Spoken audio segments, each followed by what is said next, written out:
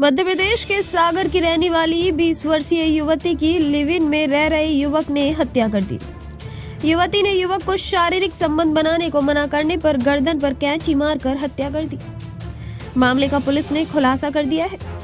मध्य प्रदेश के इंदौर में हुए सनसनीखेज हत्याकांड के मामले को पुलिस ने सुलझा लिया है।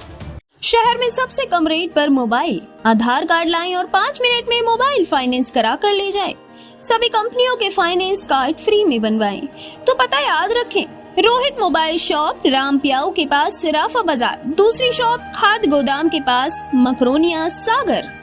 पुलिस ने आरोपी को गुना से गिरफ्तार किया है। दरअसल कुछ दिन पहले राउजी बाजार की एक कॉलोनी में एक युवती का बेरहमी से कत्ल हुआ था। कमरे से बदबू आने के बाद आसपास के लोगों ने पुलिस को खबर दी। मौके पर पहुंची पुलिस ने दरवाजा तोड़ते हुए युवती का शव बरामद किया। कमरे के अंदर लहूलुहान हालत में लाश पड़ी हुई थी, जिसके गले में जख्म के गहरे निशान थे। पुलिस ने इस मामले को सुलझाते हुए आरोपी को गिरफ्तार कर लिया है। साथ ही हत्या के पीछे की वजह से भी पर्दा उठा लिया है। मृतका की पहचान निकिता प्रजापत 20 के रूप में हुई है। पुलिस की पूछताछ में पता चला है कि आरोपी का नाम प्रवीण सिंह धाकड़ 24 है। कुछ दिन पहले ही निकिता और प्रवीण सिंह की दोस्ती इंस्टाग्राम पर हुई थी। दोस्ती के बाद दोनों एक साथ लिव इन रिलेशन में आ गए और इंदौर के राउजी बाजार की एक कॉलोनी में किराए पर रहने लगी। इसी कड़ी में वारदात के दिन 7 दिसंबर को सुबह 6 बजे प्रवीण ने युवती को शारीरिक संबंध बनाने को कहा। युवती ने इस बात का विरोध करते हुए प्रवीण के साथ शारीरिक संबंध बनाने से इनकार कर दिया। आरोपी ने निकिता के साथ जोर जबरदस्ती भी की, जिसके बाद निकिता ने आरोपी को धक्का दे दिया। इसी बात पर आग बबूला होकर प्रवीण ने पास में रखी कैंची उठाकर युवती के गले पे घोंप दी, जिससे उसकी मौके पर ही मौत हो गई। हत्याकांड के बाद आरोपी घर के बाहर ताला लगाकर फरार हो गया। आरोपी अपने साथ निकिता का मोबाइल फोन भी ले गया था। बताया जा रहा है कि दोस्ती के बाद कई बार दोनों ने साथ में मिलकर नशे का सेवन भी किया।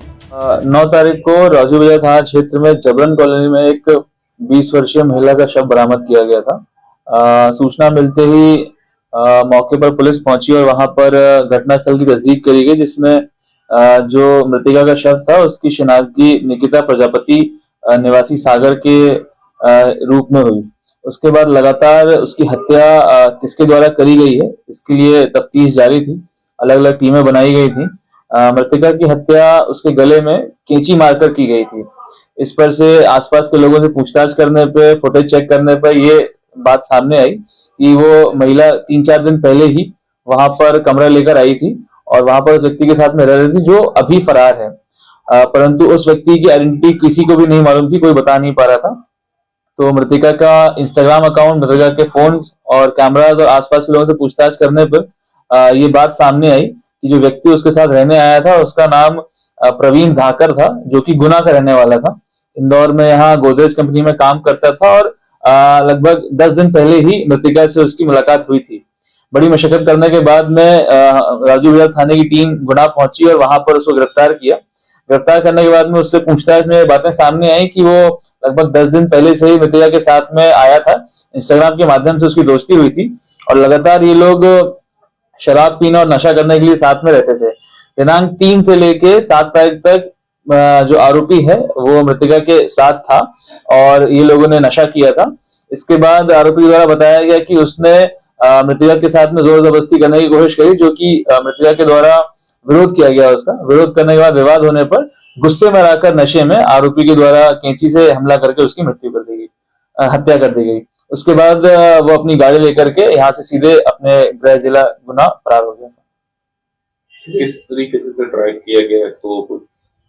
इसमें हम लोगों के द्वारा 3 टीमें गठित की गई थी।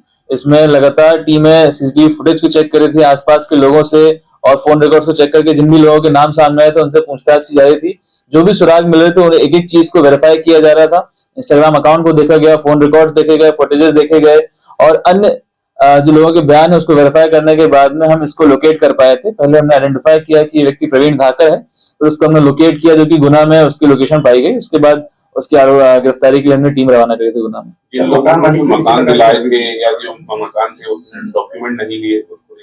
जी हाँ, मकान मालिक के द्वारा डॉक्यूमेंट्स नहीं लिए गए थे और ना ही थाने पर सूचना दी गई थी। इसके लिए पृथक से मकान मालिक के विरुद्ध में 188 का मुकदमा कायम किया जाएगा और उसके विरुद्ध थाने कार्रवाई की जाएगी। जिसने मकान दिलाया था उसको भी उससे पूछताछ करी गई है। उसका साफ तौर पर उसका सहभागिता इस हत्या में सामने नहीं आई है, इसलिए पूछताछ करने के बाद में उसको थाने से रवाना किया गया। महिला का बैकग्राउंड क्या था इसके अंदर? ये महिला 20 वर्षीय महिला थी जो कि सागर की रहने वाली है। इंस्टाग्राम अकाउंट में इसके काफी ज्यादा 50,000 लगभग फॉलोअर्स थे और इंस्टाग्राम अकाउंट पे ही रील्स बनाने का और इस प्रकार के काम वह महिला करती थी। परिवार के लोगों ने सर शव लेने से भी इनकार कर दिया था। किस तरीके से फिर पुलिस ने इसका दावा किया? शव बरामद करने के बाद में मृतका के परिजनों से, जो कि सागर के निवासी है, उनसे संपर्क किया गया था और उनको बॉडी सुपुर्द करने की बताया गया था, परंतु किन्हीं कारणों वो यहाँ नहीं आ पाए थे, जिस कारण से नगर निगम की मदद से पुलिस थाना रावजी बाजार के द्वारा उसका अंतिम संस्कार कराया गया और उसको सम्मान पूर्वक उसको अंतिम संस्कार कराया गया।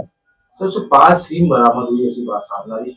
इस तरह की सीम जी, घटनास्थल से अलग अलग चीजें बरामद हुई हैं। घटनास्थल से मृतका की मार्कशीट बरामद हुई है, एक FIR बरामद हुई है, कुछ सिम बरामद हुई हैं। ये सारे साक्ष्य जो थे मृतका के आइडेंटिफिकेशन और आरोपी के आइडेंटिफिकेशन में काफी कारगर रहे हैं, जो कि इस विवेचना में एज एविडेंस इंक्लूड किए जाएंगे एंड ट्रायल के दौरान में काफी यूज में आएंगे।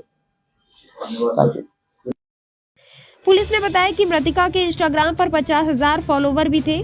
जानकारी के मुताबिक निकिता 1 साल से घर से बाहर रह रही थी। निकिता के परिजनों ने शव को लेने से इनकार कर दिया, जिसके बाद पुलिस और नगर निगम की टीम ने शव का अंतिम संस्कार किया।